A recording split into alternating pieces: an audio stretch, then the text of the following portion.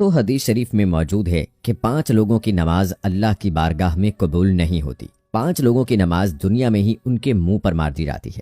ابن ماجہ کی حدیث ہے، حضرت ابن عباس رضی اللہ تعالی عنہ سے روایت ہے کہ 5 لوگ ایسے ہیں جن کی نماز ان کے سروں کے اوپر بھی نہیں جاتی ہے، یعنی کہ یہ 5 لوگ جب نماز پڑھتے ہیں تو ان کی نماز اللہ کی بارگاہ میں جائے یہ تو بہت دور کی بات ہے، ان کی نماز تو ان کے سروں کے اوپر بھی نہیں جاتی ہے۔ حدیث شریف میں ہے کہ جب کوئی بندہ نماز پڑھتا ہے تو اس کی نماز سب سے پہلے آسمان پر، پھر دوسرے آسمان پر، پھر تیسرے آسمان پر، اسی طرح سے کرتے کرتے پھر وہ بلندیوں پر جاتی ہے اور پھر وہ اللہ کی بارگاہ میں پہنچتی ہے اور پھر اللہ اس نماز کو قبول فرماتا ہے۔ اگر یہ 5 لوگ ایسے ہیں جن کی نماز ان کے سروں کے اوپر بھی نہیں جاتی ہے، ان 5 لوگوں کی نماز دنیا میں ہی ان کے منہ پر مار دی جاتی ہے۔ یاد رکھیں، جن کی نماز اللہ کی بارگاہ میں قبول نہیں ہوگی تو پھر ان کا کوئی بھی عمل اللہ کی بارگاہ میں قبول نہیں ہوگا۔ نمبر 1، شرابی انسان کی نماز۔ دوستو، سب سے پہلا انسان ہے شرابی، یعنی کہ جو شخص شراب پیتا ہے، شراب کا کاروبار کرتا ہے، ایسے شخص کی نماز بھی اللہ کی بارگاہ میں قبول نہیں ہوتی ہے۔ ایسے شخص کی نماز کو اس دنیا میں ہی اس کے منہ پر مار دیا جاتا ہے۔ یاد رکھیں، جب تک کوئی شرابی انسان اللہ سے سچے دل سے توبہ نہیں کر لیتا ہے، جب تک وہ شراب پینا چھوڑ نہیں دیتا ہے، تب تک اس کی نماز اس کے سر کے اوپر نہیں جاتی ہے، یعنی کہ تب تک ایسے انسان کی نماز اللہ کی بارگاہ میں نہیں پہنچتی ہے۔ دوستو، کسی زمانے میں ایک سود خور شخص تھا جو نماز کا پابند تھا، لیکن پیسہ جب اس کے پاس زیادہ آنے لگا تو اس نے شراب پینا شروع کر دیا، یعنی کہ وہ ہر وقت شراب کے نشے میں رہنے لگ گیا۔ ایک دن وہ شراب کے نشے میں دھت ہو کر سیڑھیوں سے نیچے اتر رہا تھا کہ ایک دم سے وہ منہ کے بل زمین پر گرا اور وہیں پر مر گیا۔ اس کا بیٹا کئی روز تک اپنے باپ کا غم مناتا رہا۔ ایک رات بیٹے نے باپ کو جب اپنے خواب میں دیکھا تو پوچھا، ابا آپ کے کیا حال ہیں؟ تو باپ نے کہا کہ نہ پوچھ بیٹے، میری نمازوں کا مجھے کچھ بھی فائدہ نہیں ہوا۔ میں شراب کے نشے میں سیڑھیوں سے نیچے اتر رہا تھا، بجائے زمین پر گرنے کے میں سیدھا جہنم میں گر گیا۔ اس لیے یاد رکھیں، جو شخص شراب پیتا ہے وہ اس دنیا میں بھی ذلیل و رسوا ہوتا ہے، اور کل آخرت میں بھی وہ اتنا بڑا ذلیل ہوگا کہ اس کی نمازیں اس کے منہ پر مار دی جائیں گی، یعنی کہ اس کے کوئی بھی عبادت اللہ کی بارگاہ میں قبول نہیں ہوگی۔ نمبر 2، والدین کو ستانے والا۔ دوستو، دوسرا انسان وہ ہے جو اپنے والدین کو رلاتا ہے، اپنے ماں باپ کو ستاتا ہے، ان سے ناراض رہتا ہے۔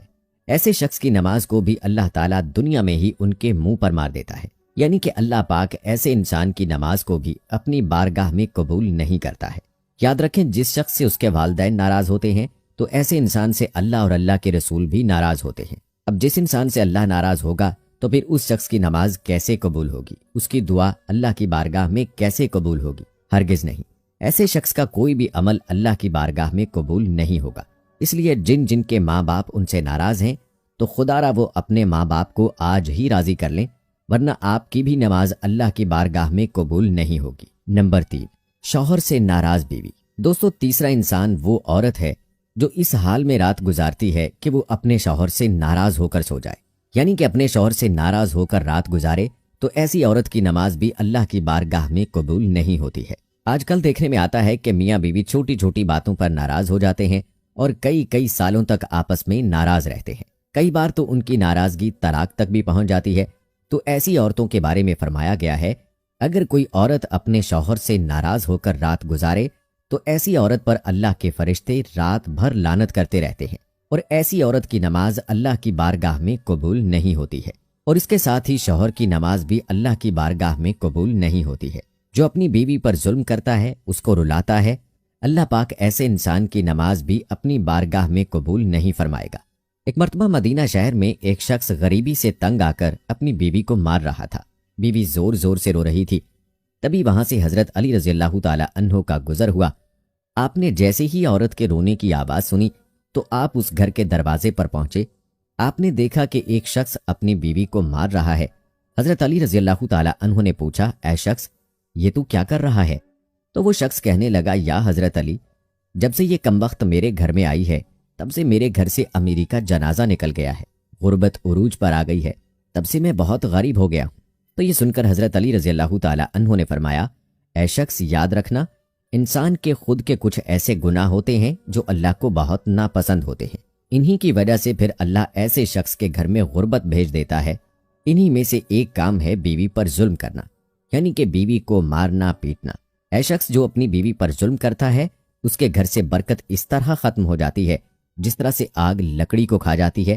اور یاد رکھنا، ایسے شخص کا کوئی بھی عمل اللہ کی بارگاہ میں قبول نہیں ہوتا ہے جو اپنی بیوی کو رلاتا ہے۔ نمبر 4، دکھاوے کی نماز۔ دوستو، چوتھا انسان وہ ہے جو صرف دکھاوے کے لیے نماز پڑھتا ہے، یعنی کہ ایسا انسان جو اللہ کی رضا کے لیے نماز نہیں پڑھتا ہے، صرف دکھاوے کے لیے نماز پڑھتا ہے، تو ایسے شخص کی نماز بھی اللہ کی بارگاہ میں قبول نہیں ہوتی ہے۔